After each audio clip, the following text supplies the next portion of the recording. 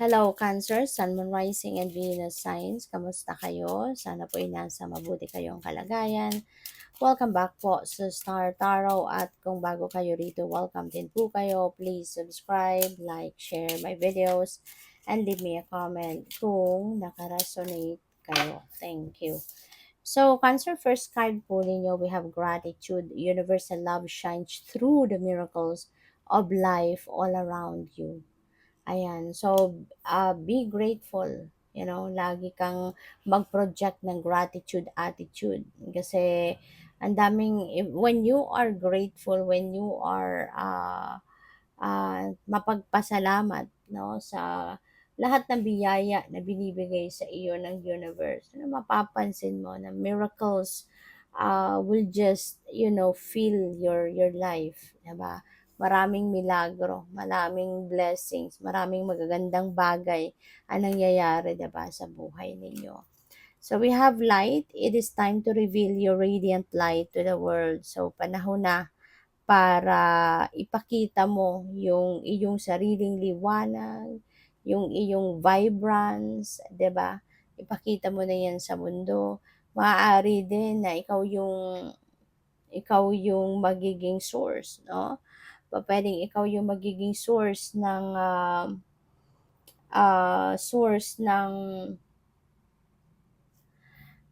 inspiration, 'di ba, ng motivation ng ibang tao.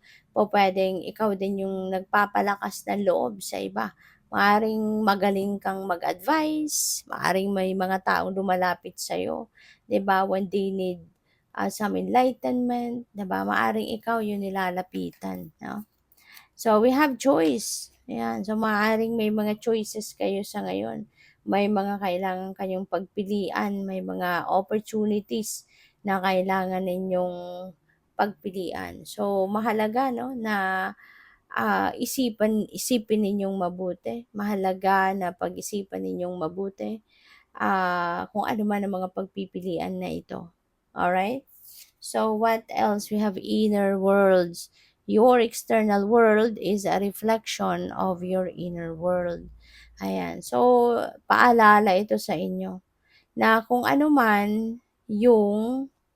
kung ano man yung nakikita ninyo sa outside world ninyo, reflection yun ng kung anong yung inisip ninyo, ano yun minsan parang dream ninyo, finantasize ninyo. So, kung ano yung resulta nito sa 3D reality ninyo, yun yung minsan, no, naging laman ng isip at damdamin ninyo.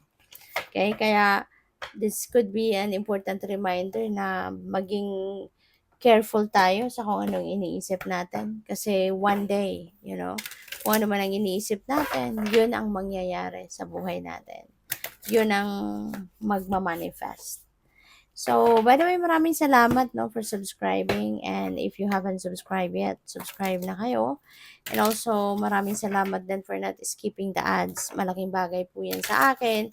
And also, please click the join button sa baba ng video kung gusto po ninyo na mag-join kayo sa membership. Okay? Salamat po.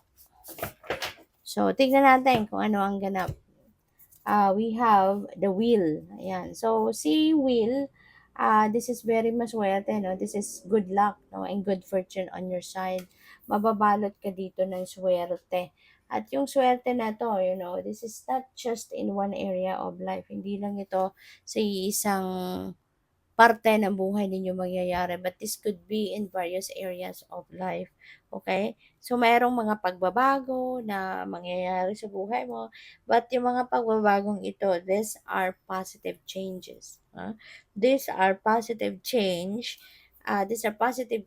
that are going to unfold in your life. At magsisimula na kayo ng progress dito, magsisimula na kayo rito ng pag-asenso, magsisimula na kayo rito ng magsisimula na kayo ng pag-asenso, magsisimula na kayo ng um, magsisimula na kayo ng progress, no? At expansion, yung ganon. Lahat yan, magagandang bagay. pangyayari ay pwedeng mangyari sa buhay mo around this time. So, this is really beautiful kasi kumbaga yung good luck and good fortune nasa horizon ninyo. Diba? Nasa horizon na. And kailangan na lang dito na mag-take action ka towards this opportunities na dadating.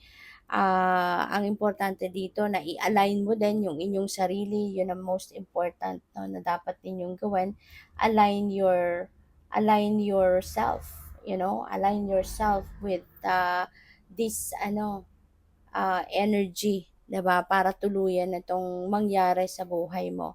You need to project 'yan, gratitude, positive mindset lang kayo, mag-positive mindset lang kayo, mag-positive thoughts lang kayo, yung gano'n, no? Yun ang napakahalaga na dapat gawin para tuluyan mong mahatak, no, yung swerte na ito. Kasi, 'di ba, always remember that like attracts like. In order for you to attract good things, kailangan din ang iniisip mo, yung energy na ilalabas mo is also positive. Kasi kung negative thinker ka, nagne-negative thoughts ka, yung behavior mo, yung ginagawa mo towards other people is negative ang epekto sa kanila, so hindi ka makaka-attract ng ganito, 'di ba? Kaya kailangang naka-align sa energy nito yung ipo-project mo para tuluyan mong mahatak si swerte, 'di ba? So yun, masuwerte ka dito sa pera, siswertehin ka dito sa mga bagay na ginagawa mo, business, trabaho, relationship, family, any area of life, po pwedeng siswertehin ka. So, we have the moon. Ayan. So, si moon, this is about intuition. This is about dreams. 'Di ba? Paalala ito sa inyo, no, na maging ano ka, maging matiyag ka at lagi mong papakinggan kung ano man ang binubulong sa iyo ng inyong intuition kasi that is divine guidance, no? That is divine guidance. Mayroong mga gabay ang universe na pinapadala sa inyo around this time. Kapakinggan ninyo to because it's going to guide you, on how you're going to navigate your life. There are truth that will be revealed as well to you sa ngayon.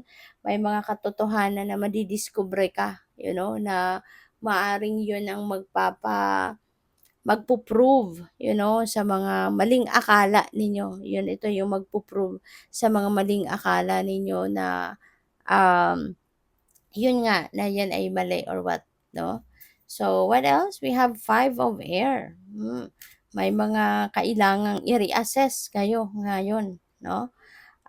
Mayroon kayong mga kailangang tignan, eksaminin muli, 'di ba? Baka mayroon kayong mga pagkakamaling nagawa and maybe you are going to realize ngayon na, oh my God, parang mali ako dun Parang hindi yun ang dapat ko ginawa. Parang it is an unwise choice for me.